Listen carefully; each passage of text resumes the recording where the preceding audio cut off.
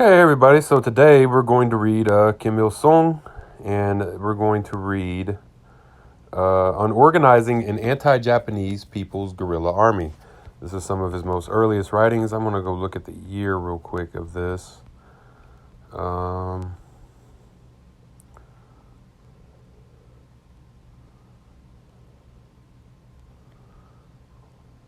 Okay, so yeah, this was 1931.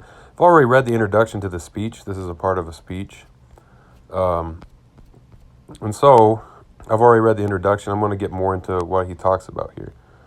The speech was on organizing and waging armed struggle against Japanese imperialism.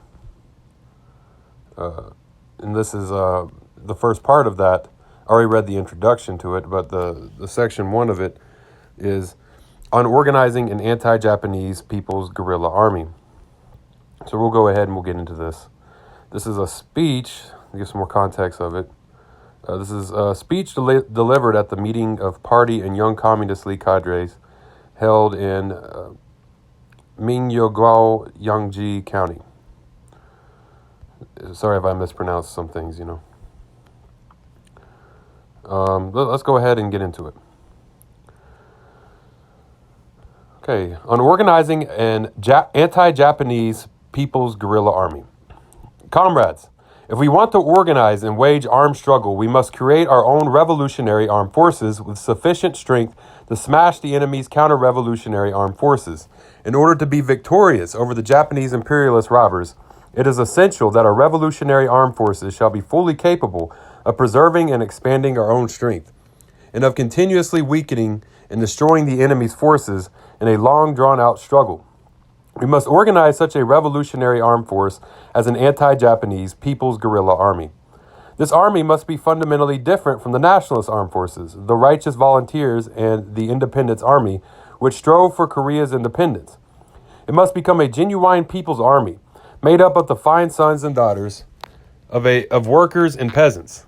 It must become a genuine revolutionary army equipped with Marxist-Leninist ideas and fighting for the country's liberation, the people's freedom and happiness. Our guerrilla army must become a political army, which not only fights for the people's interests, but educates, organizes, and mobilizes them in revolutionary struggle. And it must become a working class army, which is true not only to the Korean Revolution, but to the world revolution. We are not starting from scratch and organizing a revolutionary armed force now. In the past, we nurtured communists of a new generation in the Young Communist League of Korea and the Anti-Imperialist Youth League. Thus, we have established the core around which we can organize a revolutionary armed force. Furthermore, last year we gained some experience and learned some lessons by organizing the Korean Revolutionary Army and by carrying out political and military activities. On the basis of these successes and experiences, we must first push ahead with organizing the anti-Japanese people's guerrilla army, with the fine young communists seasoned and tested in the crucible. One second. Accidentally skipped through pages. Seasoned and tested in the crucible of the hard-fought underground revolutionary struggle as the core.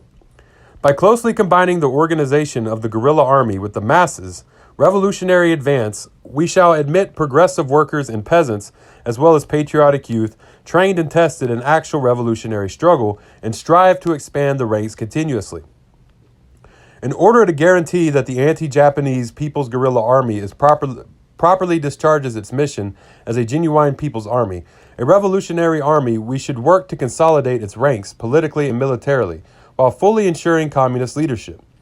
Obtaining arms is another important task to be carried out at the same time as founding the guerrilla army. Men and weapons are the two elements of the armed forces. Being well armed is one of the basic factors for the success of an armed struggle. How, then, should we equip our guerrilla army? We have no source of weapons, nor anyone to give them to us. Therefore, we have no alternative but to get them by our own efforts. The only way to capture them is from the enemy.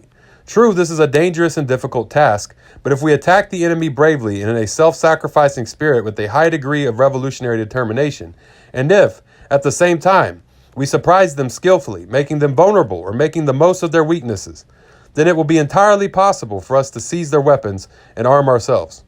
Weapons are our life and soul. Oppose armed force, this is in quotation marks.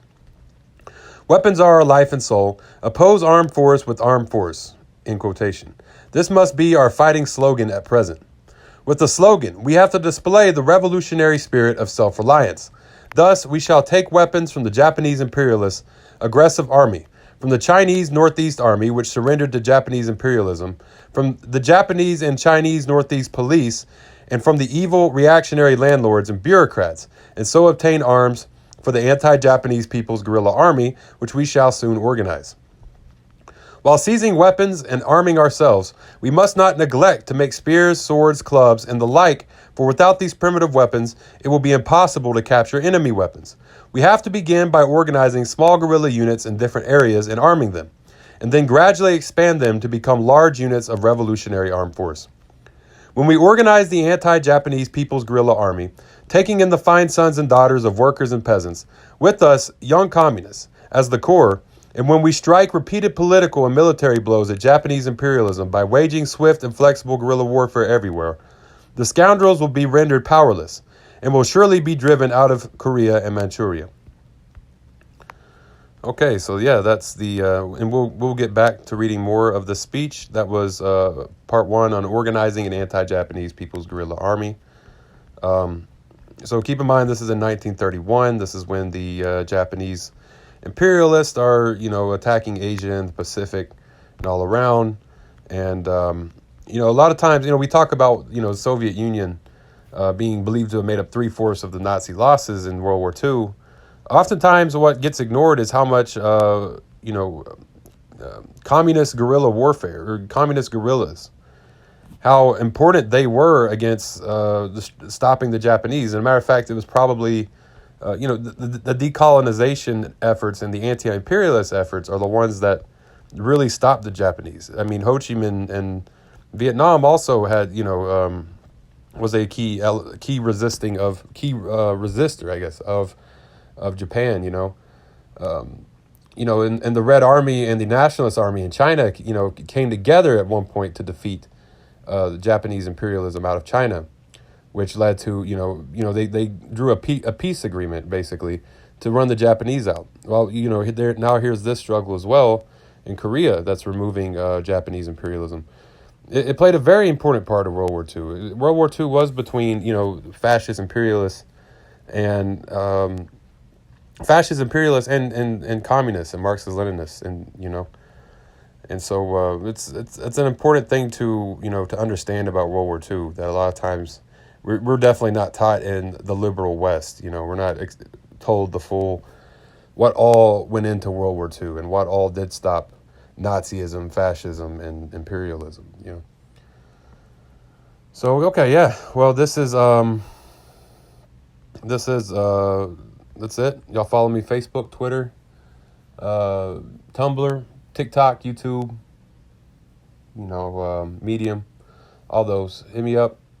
All right, I'm going to head out, and we'll be back next. We're going to read on establishing guerrilla base. Okay, see y'all. Dodala Goi.